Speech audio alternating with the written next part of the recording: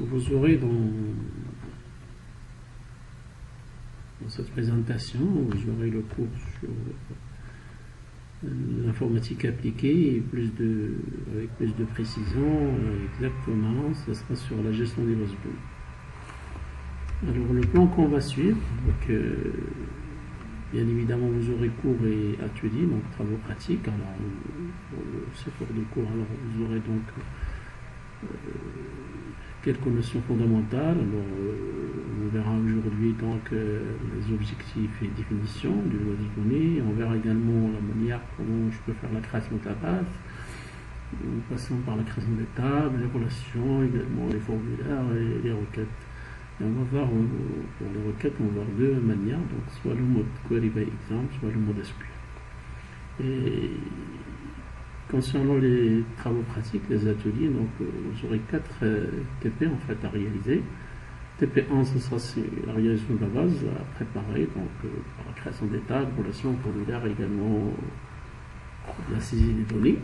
Et à partir du TP2, on va commencer l'exploitation de la base, c'est-à-dire on va exploiter les requêtes avec les deux modes, mode SQL et mode KPE, donc en passant par les requêtes d'extraction et sélection, ensuite les requêtes paramétrées, les requêtes avec jointure, les requêtes avec calcul et opération, et on verra également donc les requêtes qui permettent l'analyse croisée donc des données. Donc sinon je peux faire également la mise à jour et la suppression des données. C'est ça le plan, donc en bref pour ce cours. Alors je vais commencer par la première partie en fait, les notions de base. C'est quoi une base, c'est quoi l'objectif d'une base, etc. Et ensuite on verra la manière comment je peux faire la création de la base. Alors, définition d'une base de données. Donc, c'est quoi une base de données? C'est tout simplement une structure donc, qui permet donc, de stocker les données et fournir à la demande. On ne sait jamais vous aurez besoin des données, donc stocker. Donc, la base va vous fournir toutes les autres données, bien évidemment. Donc, c'est quoi l'objectif en fait? C'est le partage. Donc, c'est la partie donc, primordiale en fait. Pourquoi je vais stocker les données, pour que je puisse les partager. Et le partage passe par le multiple utilisateur à travers les applications, à travers les sites web, à travers des portails. Alors, des exemples donc, de structure, parce qu'on a dit donc une base de données c'est une structure de données qui permet de stocker. Alors, des exemples aléatoires. Donc, j'ai choisi par exemple par hasard une bibliothèque. Alors, quelles sont les structures qu'on peut donc envisager donc pour gérer et stocker toutes les informations sur sur la bibliothèque. Alors adhérents, donc on stocke les informations sur les adhérents, les livres, les auteurs, maisons d'édition, les emprunteurs, etc. Si j'ai choisi par hasard l'université, donc quelles sont les informations stockées? Donc normalement stocker les informations sur les étudiants, sur les enseignants, sur les cours, les notes, les relevés, tout, donc les attestations, donc toutes les informations devraient normalement être stockées quelque part pour puisse les consulter donc, par la suite. Alors, l'exemple qu'on va exploiter par la suite, donc ce sera par hasard, j'ai choisi service de vente. Alors, généralement, donc, pour vendre les produits, donc pour réaliser des commandes. Alors, pour cette organisation, il devrait normalement disposer, donc on va choisir 4 structures, mais bien évidemment on peut mettre, insérer d'autres et créer d'autres structures.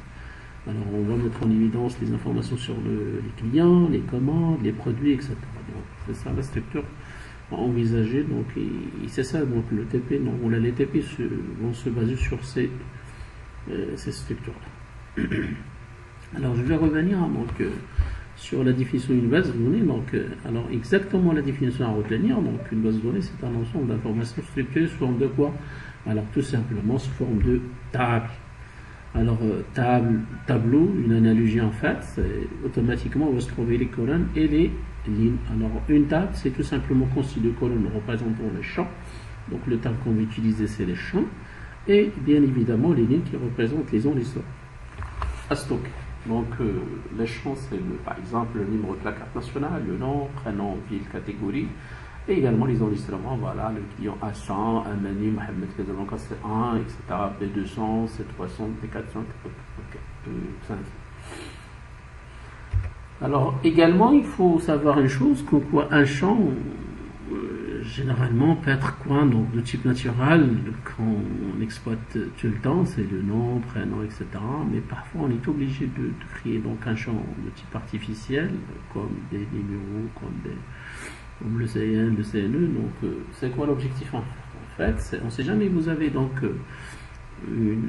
pour la table client par exemple, si j'enlève le numéro de la carte et je garde uniquement le nom, prénom, ville et catégories, alors automatiquement, dans la réalité, on se trouve généralement avec deux clients, la trois, la deux étudiants, la deux fournisseurs qui ont encore le même nom, le même prénom, la même ville et la même catégorie. Alors comment je vais distinguer entre les gens? Donc la seule façon, c'est de créer donc un champ de type artificiel et ça sera, bon, par la suite, ça sera la clé primaire, l'identifiant de la table.